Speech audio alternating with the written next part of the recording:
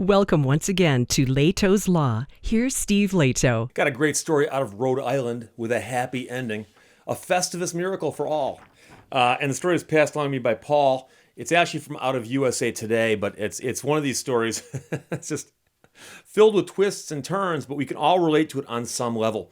Out of Providence, Rhode Island, a 91-year-old man was arrested in November at Home Depot after authorities say he blockaded the door with his pickup truck. He was upset.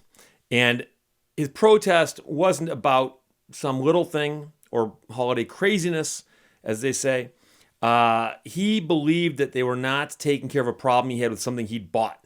He bought a generator at Home Depot, and when he brought it back because it didn't work, they accused him of something, and then he went from there. So he said, "I finally had it," to the Providence Journal. "I don't like to be stepped on." And this is a 91-year-old guy you wouldn't want to step on.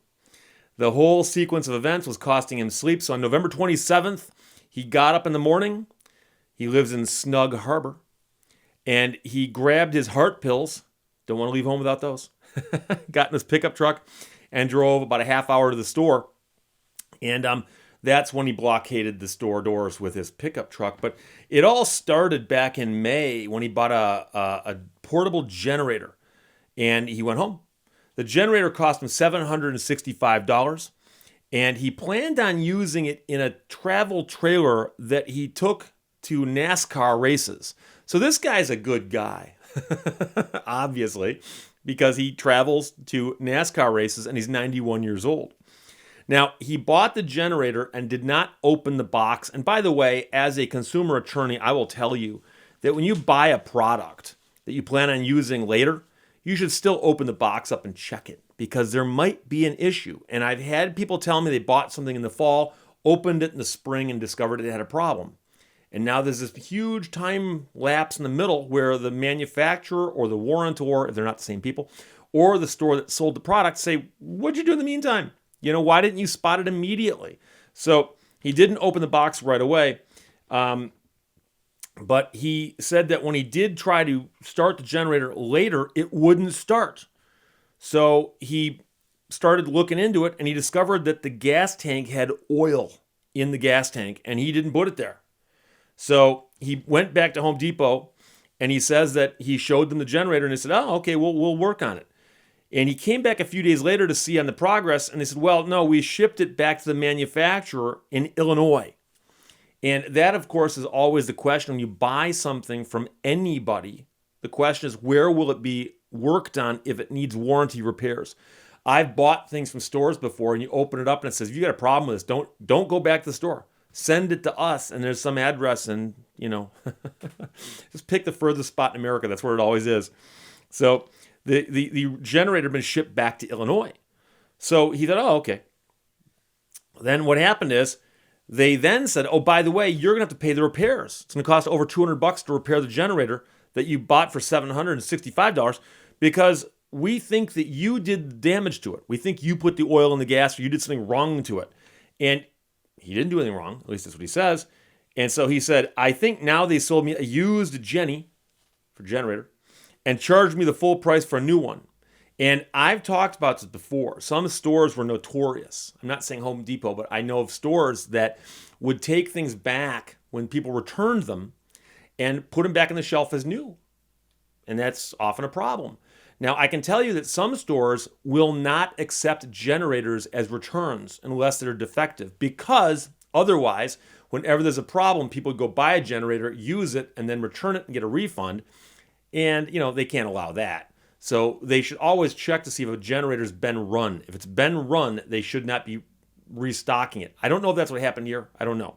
But that's what he says. He goes, "I think now they sold me a used generator and charged me the full price for a new one."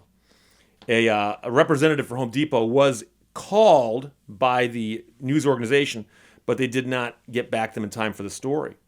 So this dispute went on for a few months. And the man here, the consumer, tried appealing to the manager of the store, tried appealing up the chain, as they say. And by the time he got to Thanksgiving week, he just had enough. So that's when he grabbed his heart pills and hopped in his truck. So this was a Wednesday. He went into the store, asked once again, do I get my money back? And they said no. So he said, I knew it was 2 days before Black Friday, which is a big deal for those stores. I figured the only way I'm going to get any satisfaction is I'm going to have to raise holy hell. Now, those aren't my words. Those are his. So he took his Dodge Ram pickup up to the store door and parked it in front of the store doors. Close enough so shopping carts could not get through. And I told everyone going in, be careful in there, they're going to take you. Get taken, scammed. So about 20 minutes later, 2 police officers found him sitting in his truck, apparently, drinking coffee, reading the Wall Street Journal, and refusing to move.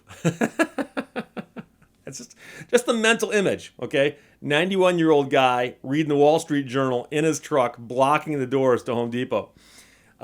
When the police walked up, he rolled the window down. Can I help you? It's kind of like in Groundhog Day when Bill Murray asks the police officers if it's too early for flapjacks. The cop jumped in over me, popped my seatbelt, and dragged me out. And he was then apparently arrested.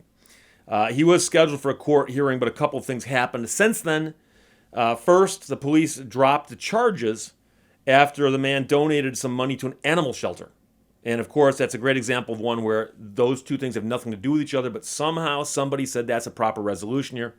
So he donated some money to an animal shelter. Don't get me wrong, it's a great cause. And the case was then dismissed. But the problem, of course, is the man wanted a generator or his money back. That was the real problem. So he called a customer service rep for the manufacturer and spoke to Pam Weaver, who he says is a wonderful representative.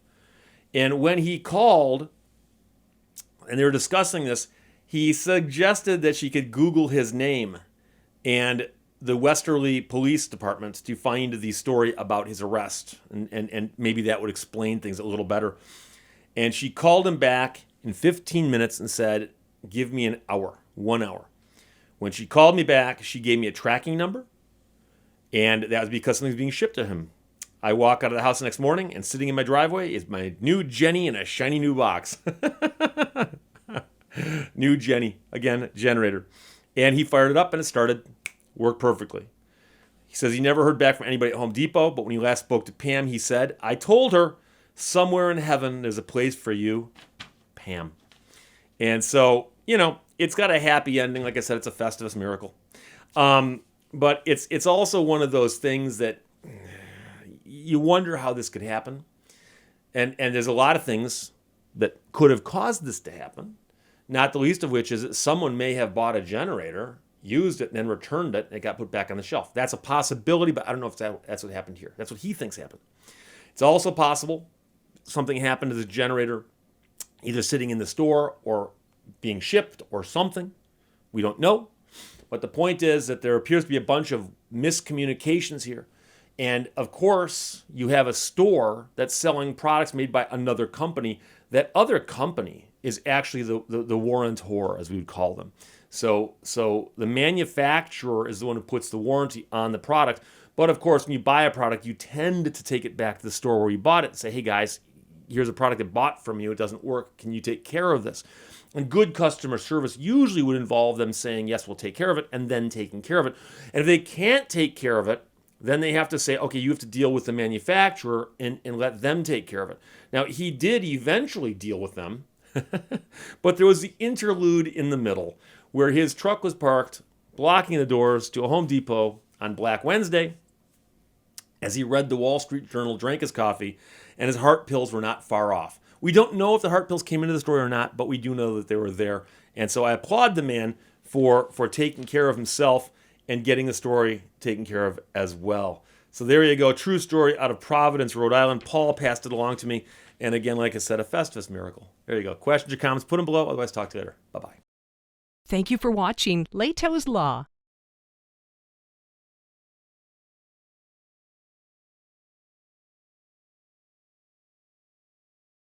Hasta la vista, baby.